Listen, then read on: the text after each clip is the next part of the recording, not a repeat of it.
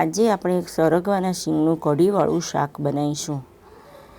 આ પ્રમાણમાં સરગવાની શીંગ હોય છે. તેને ધોઈને આ પ્રમાણમાં કટ કરી લેવાની. અને અડધો બાઉલ સરગવાની શીંગ લીધી છે. અડધી વાડકી ચણાનો લોટ લીધો છે. અડધી વાડકી મોળું દહીં લીધું છે. 1.5 ચમચી લાલ મરચું લીધું છે. સ્વાદ પ્રમાણમાં મીઠું લીધું છે. થોડી હિંગ લીધી છે. 1 ચમચી ગરમ મસાલો લીધો છે. અડધી ચમચી હળદર લીધી છે.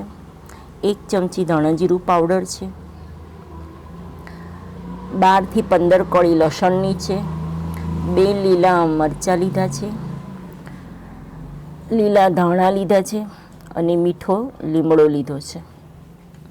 હવે આપણે સરગવાના શીંગની કઢી બનાવવા માટે દહીં અડધી વાટકી જે છે તે લઈશું.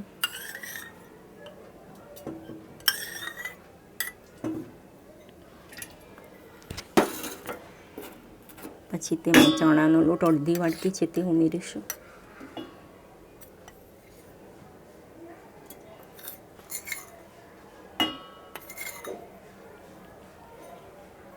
પછી તેમાં થોડું પાણી ઉમેરીશું.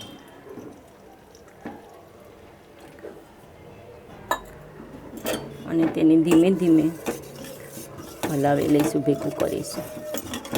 ચણાના લોટનું ગઠ્ઠાના લીધે જોવાનું, એક સરખું મિક્સ કરીશું. દહીં અને ચણાના લોટનું ભેગું કરેલું મિશ્રણ બહુ જાડું નહીં અને બહુ પાતળું નહીં, એવું મીડિયમ બનાવવાનું છે. ગેસ ચાલુ કરી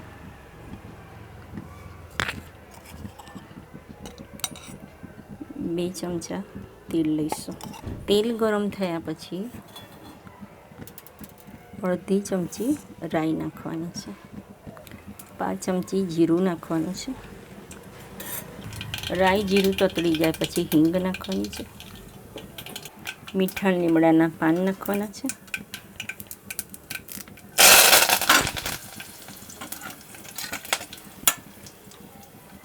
પછી આદુ લસણની જે પેસ્ટ બનાવી છે એ નાખવાની છે.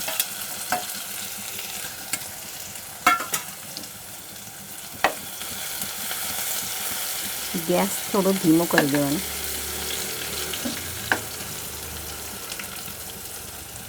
પછી સરગવાની શીંગ નાખીશું આપણે.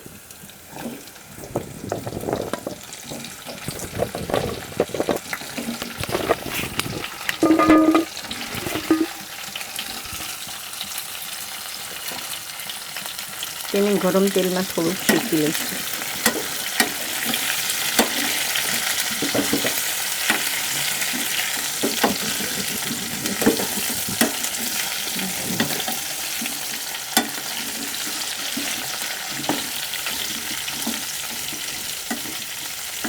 થોડીક વાર તેલમાં સંતળાવવા દેવું પડશે.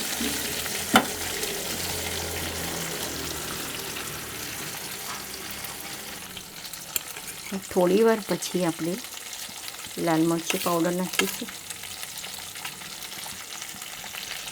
પછી ગરમ મસાલો નાખીશું. હળદર બી અંદર ઉમેરીશું અને ધાણા જીરું પાવડર નાખીશું. સ્વાદ પ્રમાણે મીઠું નાખીશું.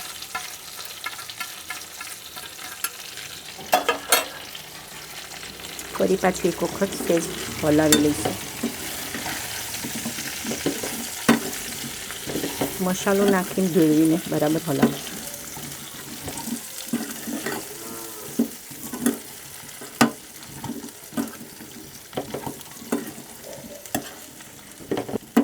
આપણે બરાબર મસાલામાં મિક્સ કરી સરગવાની શીંગ બરાબર શેકી લઈશું.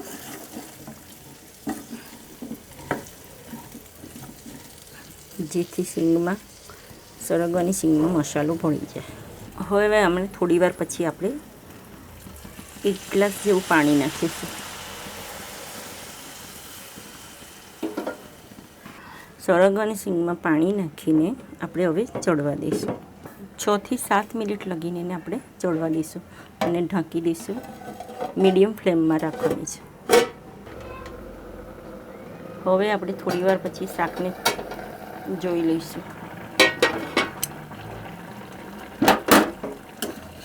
ચડ્યું કે નહીં જરા જોઈ લઈએ.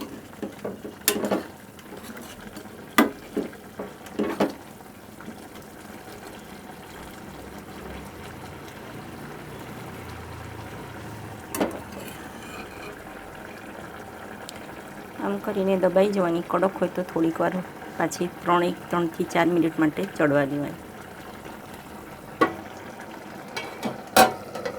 હવે આપણે સરગવાની સિંગ ચડી જાય છે, બફાઈ ગઈ પણ ગઈ છે. તેમાં આપણે હલાવી જોઈશું થોડું, અને પછી જે થોડું પાણી રહે તો વાંધો નહીં.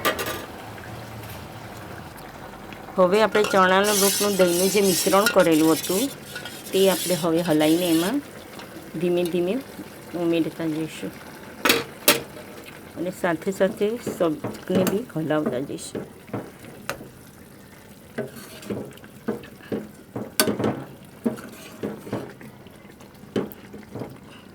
જેથી ચણાનો લોટ અંદર ગઠ્ઠા ન બાજે.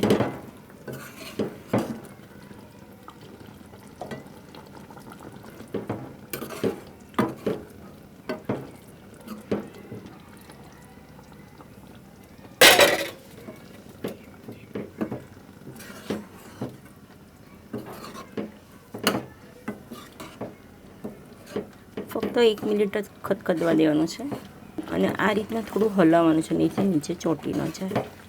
સરગવાના સિંગનું શાક હવે તૈયાર છે, અને તેમાં થોડાક ધાણા નાખીશું.